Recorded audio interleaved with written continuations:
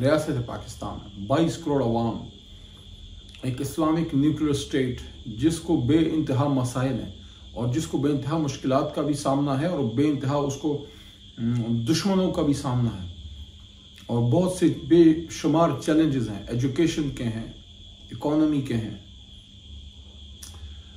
Energy के हैं, आपके एग्रीकल्चर के हैं, आपके फॉरेन अफेयर्स के हैं, हमारे इंटरनल सिक्योरिटी के हैं, जो हमारे यूथ को जो जॉब क्रिएशन के इश्यूज हैं, जो बहुत बड़ी मिडिल क्लास हमारी है और उसको उसकी हालत को बेहतर करने के हैं, साफ पीने के पानी के हैं, क्लाइमेट चेंज के हैं, जो इंस्टीट्यूशनल रिफॉर्म है, जो अकाउंटेबिलिटी है, जो एहतसाब का निज़ाम है, तो बेशुमार मसाइल हैं हमारे मुल्क के।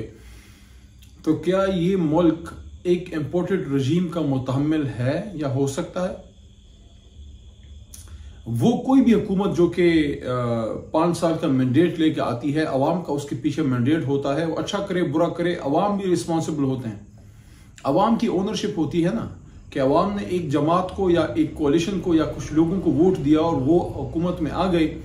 अब वो अच्छा करें बुरा करें जो भी करें, अवाम भी रिस्पॉन्सिबल है क्योंकि अवाम ने उनको वोट किया होता है। ये आज की जो इम्पोर्टेड हुकूमत है, इसको अवाम ने कौन सा वोट दिया हुकूमत का? तो इनके पास मैंडेट नहीं है। मैं ये नहीं कह रहा कि उनके पास वोट नहीं है, वोट ये लेके आए हैं, लेकिन हुकूमत का मैंडेट नहीं है। पहली बार है पाकिस्तान में कि 140-150 सीटें लेने वाली जमात को अपोजिशन में बैठा दिया गया और 80-85 सीट लेने वाली जमात जो है वो हुकूमत बनाए बैठी है, और वो भी उसकी सेकंड टियर लीडरशिप। बुरा ना माने, लेकिन शहबाज साहब आप कभी भी मुस्लिम लीग नून के फर्स्ट टियर लीडर, आप उसके लीडर कभी नहीं रहे। आपने अपना एक इमेज बनाया हुआ था कि जनाब ये बड़े एडमिनिस्ट्रेटर हैं और बड़ी जबरदस्त इनकी गवर्नेंस होती है। वो शहबाज स्पीड भी हमने मरकज में आपकी देख ली।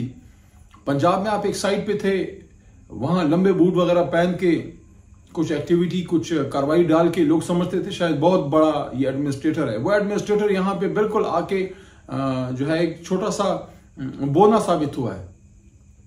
शहबाज स्पीड दिखाई गई है लेकिन सिर्फ नैब लॉ के रिफॉर्म्स में, और रिफॉर्म क्या है, नैब पे खुद कुछ हमला किया गया और नैब को खत्म कर दिया गया अमली तौर पे।